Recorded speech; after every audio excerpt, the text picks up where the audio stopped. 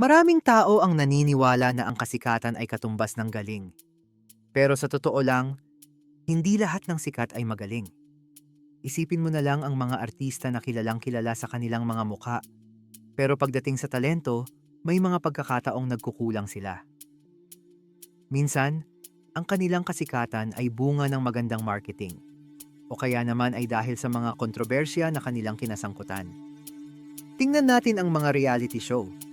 Maraming contestants ang sumisikat, pero hindi lahat sa kanila ay may tunay na kakayahan. Ang iba mas nakilala dahil sa kanilang drama o sa mga hindi inaasahang pangyayari sa kanilang buhay. Kaya naman nagiging tanyag sila. Ngunit pagdating sa tunay na talento, nagiging tanong kung ano nga ba ang kanilang naiaambag. Isang magandang halimbawa ay ang mga social media influencers. Maraming tao ang sumusunod sa kanila dahil sa kanilang lifestyle o sa mga produktong kanilang ine-endorso.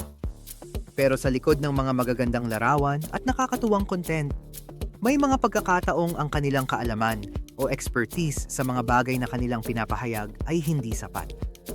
Minsan, ang kanilang kasikatan ay nakabatay lamang sa kanilang hitsura o sa kanilang kakayahang makipag-ugnayan sa kanilang audience, hindi sa kanilang tunay na galing. At huwag nating kalimutan ang mga artista na tila walang kaalaman sa kanilang sining. Maraming mga pelikula ang nagiging blockbuster dahil sa mga sikat na pangalan. Pero pagdating sa kalidad ng kwento o pagganap, may mga pagkakataong bumabagsak ito. Ang mga tao ay madalas na bumibili ng tiket dahil sa pangalan, hindi dahil sa kalidad ng pelikula. Kaya naman Tadsan, nagiging mahirap para sa mga tunay na magagaling na artista na makilala.